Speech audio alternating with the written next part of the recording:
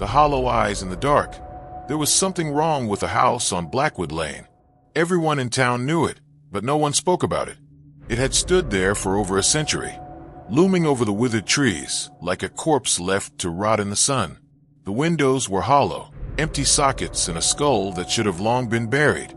And yet, despite its terrible reputation, the house had new occupants. Nathan and Claire Reynolds had moved in just before autumn. They weren't from town, and that much was obvious. They laughed too easily, ignored the hushed warnings, and dismissed the tales of shadows moving behind the attic window. They thought the house was perfect, its price too good to pass up. It was only after they settled in that the nights changed. It began with whispers. At first, Claire thought it was the wind slithering through cracks in the walls, but soon she realized the murmurs had a rhythm, a cadence that mimicked speech. They were coming from inside the bedroom. At night, in the half-conscious haze of sleep, she would hear her name breathed softly into her ear. Then came the footsteps, light, deliberate, and pacing outside their door just past midnight. Nathan assumed it was the house settling, an excuse Claire didn't find convincing. The old wood groaned under the weight of unseen feet, tracing patterns around their bed, stopping only when dawn's first light pierced the curtains. The worst was the shadow. Claire woke one night, paralyzed. Sleep paralysis. The doctor had called it years ago, when she first started experiencing it as a child. But this was different. The darkness in the room had a shape, and it was watching her. She couldn't move, couldn't scream, only lie still as a pair of empty, hollow eyes stared at her from the corner of the ceiling. The figure clung to the wall like a spider, long fingers pressed against the peeling wallpaper. It had no mouth, yet Claire swore she heard it whispering to her, an inhuman sound that slithered into her brain like oil. Then, as quickly as it had come, it melted into the dark. By morning, Claire refused to sleep in the house again. Nathan didn't believe her, of course. He chalked it up to nightmares, stress, the move, anything but the truth. Claire packed a bag and checked into a motel, leaving Nathan alone for the night. By 3:14 a.m., Nathan called her. His voice was shaking. "There's someone in the house," he whispered. "I can hear them. Claire, they're outside the bedroom door." Before she could respond, there was a soft knock. Then another. Steady. Unhurried. Then the door creaked open, and Nathan screamed. The line went dead. By the time the police arrived, Nathan was gone. The bed was empty, the sheets tangled as if he had been dragged from them. The only thing they found was the deep, black handprint smeared across the bedroom wall, stretching from the floor to the ceiling. Claire never spoke about what happened. She left town and never looked back. But sometimes, in the dead of night, when the world is quiet and the darkness is thick, she swears she can hear her name being whispered from the shadows. The Watcher in the Pines. In the small town of Hollow Pines, nestled deep within a dense forest in northern Maine, the nights were always quiet, too quiet, some said. The locals had a saying, "When the wind stops, the Watcher wakes." It was an old tale, passed down through generations, about a presence that lingered in the woods after dark. Most dismissed it as folklore, a story to scare kids into staying indoors. But for Clara Henshaw, it was about to become all too real. Clara had moved to Hollow Pines, seeking solitude after a messy divorce. The cabin she rented was a weathered thing, perched on the edge of town, where the trees loomed like silent sentinels. It was cheap, remote, and perfect for her to rebuild her life.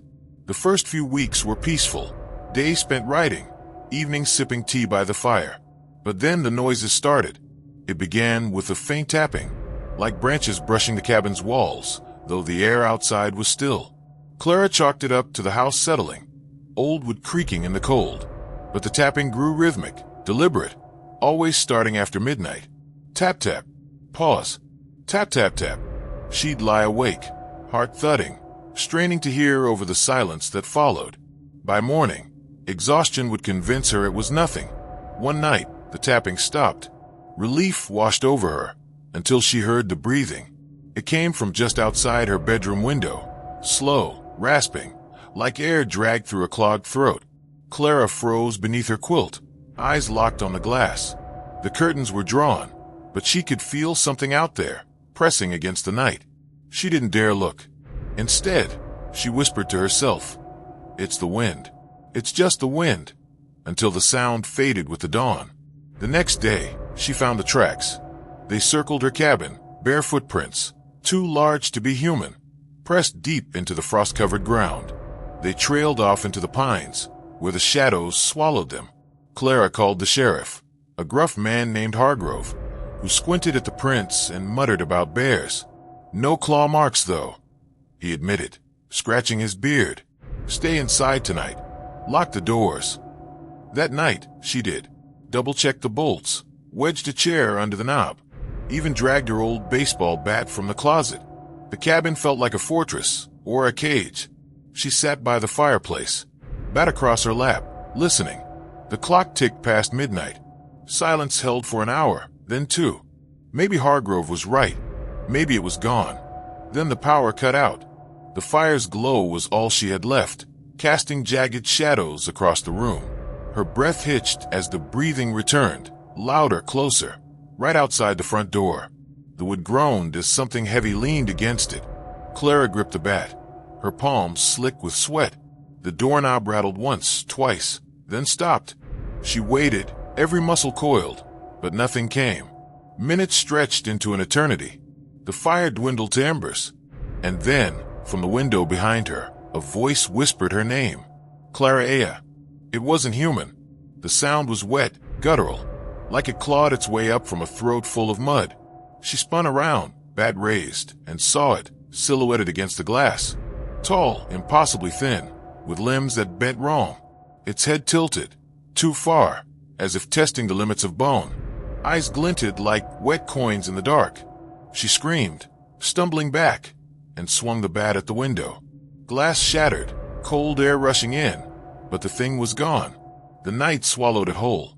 Clara scrambled to the phone, dead of course, and barricaded herself in the bathroom, sobbing until sunrise. When Hargrove arrived the next morning, he found her curled on the tile, bat still clutched in her hands. The window was broken, the tracks deeper, fresher, circling tighter around the cabin. "You're not imagining it," he said, voice low. "Folks call it the Watcher. Been here longer than us. Takes an interest sometimes." "Takes an interest?" Clara spat, incredulous. "It knows my name." Hargrove's face darkened. "Then it's already too late." He offered to drive her to town, but Clara refused. She wouldn't let it win. That night, she rigged the cabin with every light she could find, lamps, flashlights, even Christmas strands from the attic. She sat in the center of the glow, bat in hand, daring it to come. It did. The lights flickered, then died one by one. The breathing filled the room, not from outside, but inside. She swung blindly, wood splintering against walls, furniture, anything. The air thickened with a stench like damp earth and rot. Something cold brushed her arm, and she screamed, bolting for the door. Outside, the pines loomed black against the sky. She ran, branches clawing her face, until her legs gave out. Collapsing against a tree, she listened. Silence. No breathing, no tapping. Just her ragged gasps. Then she saw it, standing between the trunks, motionless. Its head tilted again, watching. Not chasing. Waiting. Clara didn't return to the cabin. She hitched a ride out of Hollow Pines the next day, leaving everything behind. The locals say the Watcher still lingers, tapping at windows, whispering names. And sometimes, on windless nights, they hear it call for her. Clara Aya. The hollow signal. In the quiet hamlet of Ashwick, tucked away in the rolling hills of Yorkshire, England. The nights were long and heavy with mist. The village was a relic, stone cottages, a single pub, and a crumbling church overlooking a sea of fog-draped fields. For decades, the locals had whispered about the hollow signal, a faint hum that rose from the earth after dark. Old-timers swore it was the devil tuning his pipes, but most laughed it off as superstition. That is, until Daniel Pierce came to town. Daniel was a sound engineer, a wiry man in his 30s, with a knack for chasing odd frequencies. He'd heard about Ashwick's hum on an obscure forum, a low, pulsing tone that defied explanation. Armed with his recording gear, he rented a room above the pub and set out to capture it. The villagers warned him, "Leave it be. It doesn't like being heard. But Daniel was a skeptic, driven by curiosity and a touch of arrogance. His first night was uneventful. He sat by the window, microphones aimed at the fields, headphones on. Nothing but the rustle of wind and the occasional bleat of sheep. He went to bed disappointed, chalking the hum up to a tall tale. But at 3:17 a.m., his equipment woke him, a sharp spike in the audio feed. He stumbled to his laptop, bleary-eyed, and listened. It was there, a deep, resonant hum, like a cello string plucked in a cavern. It vibrated in his chest, steady at first, then shifting, layering into itself, forming patterns too complex to be natural. Daniel grinned. This was it. He adjusted the gain, isolating the signal, and hit record. The hum stopped. Silence pressed against his ears, thick and unnatural. Then from the headphones came a new sound, breathing. Slow, deliberate, wet. It wasn't his. He ripped the headset off, heart hammering, and checked the room. Empty. The pub below was dark, the village asleep. He replayed the file. The breathing was gone, just the hum, looping endlessly. The next night, he tried again, this time with a directional mic pointed at the church. The hum returned, louder, insistent. He tracked it, boots sinking into the damp earth as he crossed the field. The closer he got to the church, the stronger it grew, until it buzzed in his skull like a swarm of flies. Standing beneath the steeple, he aimed his mic at the ground. The hum peaked and cut out. A voice crackled through his headphones. "You're loud," it said, low and guttural, like gravel scraped over bone. Daniel froze, breath clouding in the cold. He swung the mic around, searching for the source. Nothing but mist and shadow. "Who's there?" he called, voice trembling. The reply came through the headset. "You are." He bolted back to the pub, locking the door behind him. The recording played back clean, no voice, just the hum. He told himself it was a prank, a trick of the mind. But sleep wouldn't come. Every creak of the old building felt like a step, every gust of wind a whisper. On the third night, he set up in the church itself. The villagers had begged him not to, said the hum was loudest there, that it listened back. Daniel ignored them, driven by a mix of fear and defiance. He rigged his gear on the altar, the stone walls amplifying every sound. At 3:17 a.m., the hum roared to life, shaking the pews. He adjusted the dials, sweat beading on his forehead, and whispered into the mic. "What are you?" The lights flickered. The hum warped, twisting into a chorus of overlapping tones. Then, clear as day, the voice returned, not through the headphones, but from the air itself. "What are you?" it mocked, echoing off the rafters. Daniel's equipment sparked, screens fritzing, and the air grew heavy, like a storm about to break. He stumbled backward, knocking over a candle stand. In the dim glow, he saw it, or the absence of it, a shape in the shadows, not solid but hollow, a void where light bent wrong. It didn't move. It shifted, like static on an old TV. The hum pulsed faster, syncing with his heartbeat, until he couldn't tell where the sound ended and he began. "Stop listening," the voice hissed, closer now, inches from his ear. He swung the mic like a weapon, hitting nothing but air. The shape flickered, then vanished. The hum ceased. Silence crashed in, deafening. Daniel didn't sleep that night. At dawn, he packed his gear and left Ashwick without a word. The villagers watched him go, their faces grim. His recordings, when he checked them later, were blank, hours of dead air. But sometimes, late at night, he'd hear it. A faint hum, buried in the static of his own thoughts, and the whisper of a voice that knew his name. Back in Ashwick, the church stands empty.